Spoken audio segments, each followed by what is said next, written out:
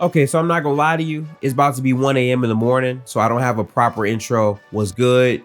It's gifted hoops, like, subscribe, yada yada yada. Listen, y'all. The Kristaps Porzingis trade was canceled. The Clippers did not trust in the health of Malcolm Brogdon, so that was a thing. So Boston put out the deal just to re-up the deal at like 11:45 or sorry, 11:50. And they traded Porzingis in a 3-team trade. So the initial 3-team trade between Boston, the Clippers, and the Wizards is cut. Now it's between Boston, the Grizzlies, and the Wizards. I'm going to quickly dive into how this trade impacts all 3 teams. But then the meat and potatoes of this video is Kristaps Porzingis and how he elevates Boston as a team, the way he fits in and things he does at a high level for that team. That's gonna be the focus. Just for context, for those of you that care, I spent like 2 to 3 hours working on this video. I watched Kristaps Porzingis film. I have film clips in this video that will explain exactly how he fits into Boston. There's gonna be timestamps on the video to guide you to exactly at what point we discuss the X's and O's of Porzingis' fit on Boston. But this is a big trade and there's a lot to unpack, so I want to quickly get to that. So let's transition. From the Boston side of things, you won. Losing Smart is going to hurt. Smart was their best perimeter defender to me in the playoffs. During the regular season, it was White, of course. Smart also playmate at a high level alongside Jason Tatum and Brown in multiple games, even though his decision-making was also flawed in multiple games as well. You're losing that other guy that could really create some stuff. I think White is more of a self-creator on the offensive side, not really to what Marcus Smart does in terms of table setting. So that's gone. However, you get Kristaps Porzingis and 2 first-round picks. That's right. Essentially what Boston did, the Grizzlies sent them the 25th pick in this draft, which is a deep draft with a bunch of role players who can fit in to teams that are trying to win. And they also get a 2024 first round pick via Golden State from the Grizzlies. So now you get those 2 picks specifically that you can now trade and flip for more assets with Malcolm Brogdon's contract and more. So for Boston, absolute win. Even though Smart fits to that team better, and I do think he can be a better player than White in the playoffs, if you're gonna trade Marcus Smart, I think they got insane value for doing it. Like, you're essentially trading Kristaps and 2 first-round picks for Marcus Smart. And if I told you that trade was ever on the table during the regular season, you would laugh at me, because Kristaps has been phenomenal this year. So for Boston, that's a really strong trade. Shout out to Brad Stevens. A lot of people were losing faith. Unfortunately, it looks like they're going to pay Jaylen Brown. So Tatum and Brown combined will make a $600 million payroll. We'll get to that in some other video, but overall, great trade from the Boston Celtics. The Grizzlies. The Grizzlies confused me. I'm not going to lie to you. No Ja Morant for 25 games. Tyus Jones was the best backup point guard in the league last year. I thought Tyus Jones' name was really going to have great value, and I thought a contender or some other really good team would trade for him. Apparently, he wanted to have a position to be a starter, and now he gets it, except it's for the Washington Wizards, which look like a complete dumpster fire in terms of the situation right now, but he will officially be starting.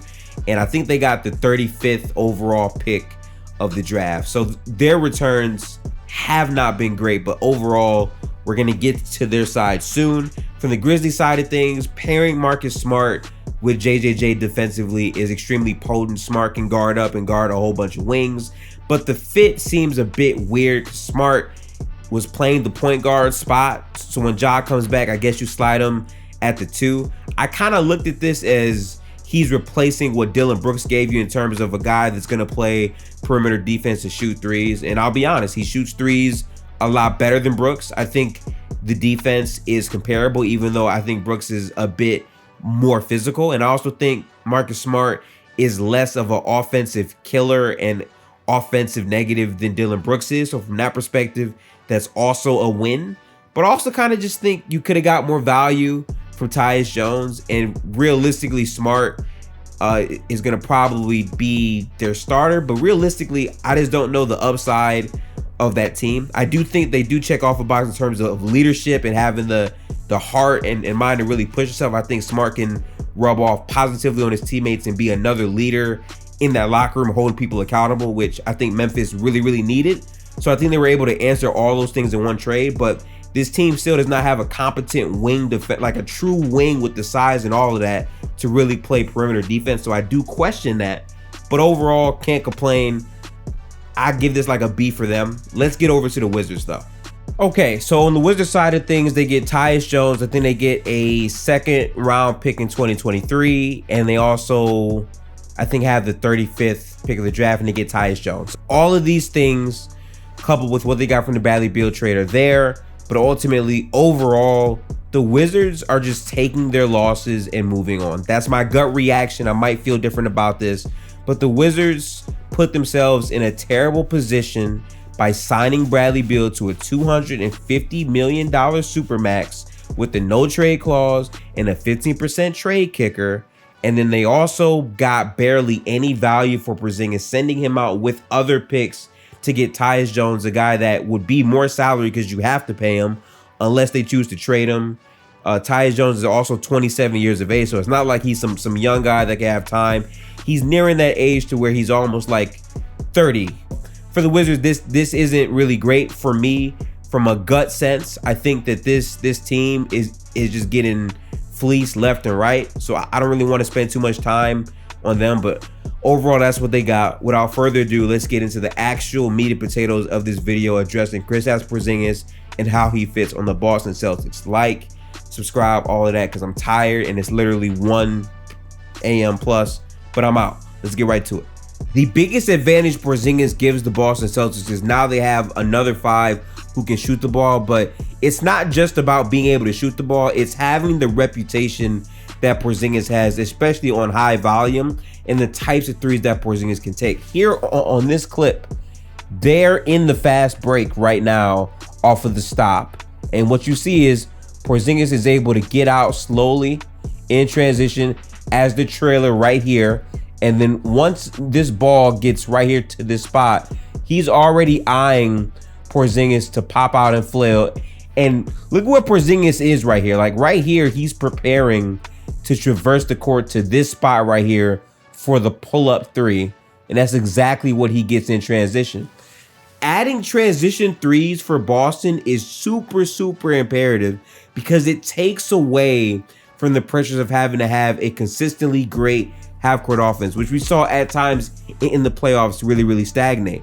Adding a spacer of Porzingis' caliber will absolutely help in transition and other places as well in the half-court. Something that I feel is super rated about Kristaps Porzingis' game is the fact that he's able to run off of pin downs at his height and actually knock down three-point shots and moving shots in a different array of spots. So in this clip right here, ironically against the Boston Celtics, you see Porzingis is in the corner and the ball is over here with guys in between the action.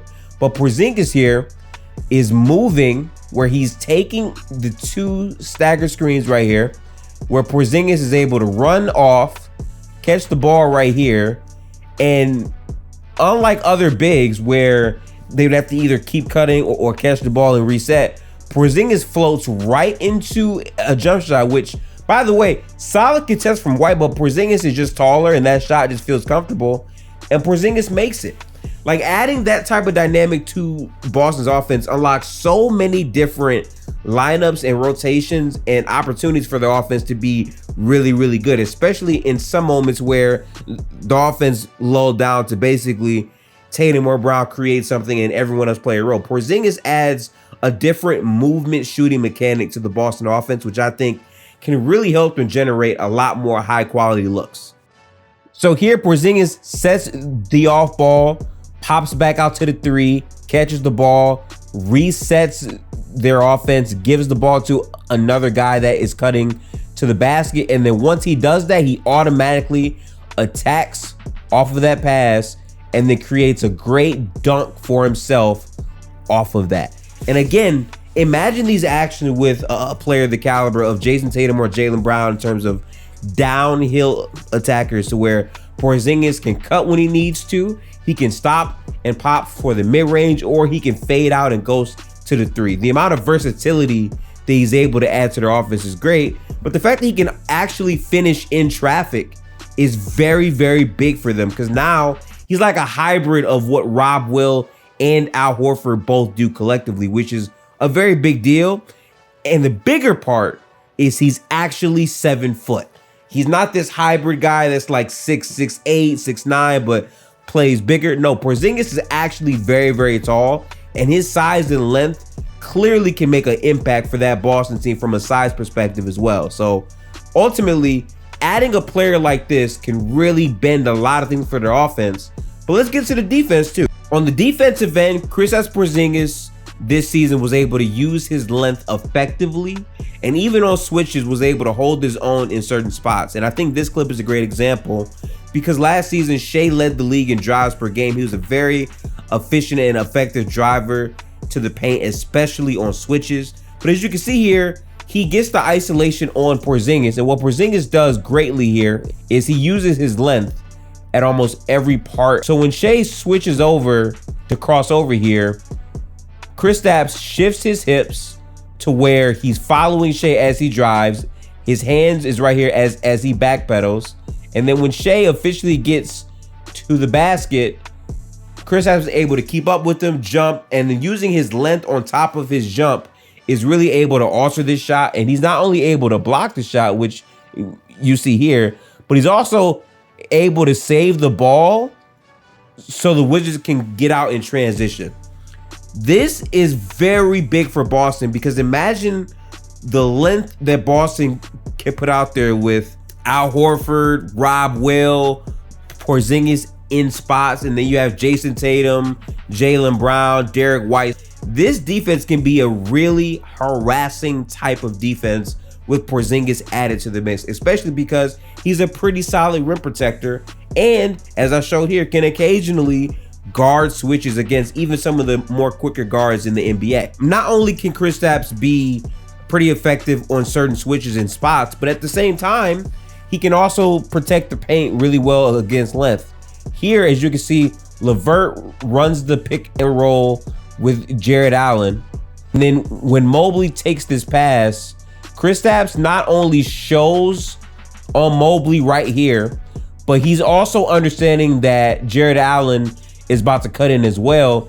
And Kristaps is mobile enough to where he's able to jump, come down, and when Jared Allen catches the ball, jump right back when Jared Allen is clearly trying to dunk the basketball, and he's able to completely block the shot, come down with it, and again, trigger another fast break possession. The biggest thing for the Boston Celtics is they want to get back to being a defensive-minded team first that is able to generate easy offense off their defense. And what you saw the year before when they made it to the finals, that team was such a potent defensive team and they triggered easy offense off of their defense. And with plays like this, Porzingis can absolutely contribute to that winning style of basketball that the Celtics were most effective playing. And with his versatility on both ends, this is why adding Porzingis but losing. So this is the part of the video where I say Malcolm Brogdon, but it's really Marcus Smart. All right, I'm going to sleep. It's such a great value play for the Boston Celtics. Those are my thoughts. I think Porzingis elevates Boston in many different ways. I think losing Marcus Smart is tough because he was the heartbeat and the leader of that team, and also defensively he was very, very good. Losing your perimeter defense from him puts more pressure on Jaylen Brown to return to being a really good defender on the perimeter, and also puts more pressure on White to keep up his all defensive stuff, which dropped off a bit in the playoffs. So I think that's tough. But I also think if you're telling me in a vacuum that Boston is trading Smart and they get 2 first-round picks back and they get a player the caliber of Porzingis, I think you win that trade. But it is tough, and they're going to have to make other moves to buff up their perimeter defense even more, because replacing Smart is very difficult to do, especially another guy that could be another playmaker to take more pressure off of Tatum and Brown. But overall, I still like it. So I'm going to give Boston an A for the trade. But I am noting this in case this comes back to bite me in the playoffs. So please remember that. It's nearly 2 a.m. where I'm at. I fixed up the video. Hope y'all liked it. Make sure to like, comment, subscribe. Support me. We're almost at 600 subscribers. Your support means everything. I'm very tired. I'm going to sleep. I got work in the morning at 5, but I care, so we be working. So make sure to support the video. Also, we have an NBA draft live stream on the channel today as well near 8, so make sure to tap in. But peace out, people.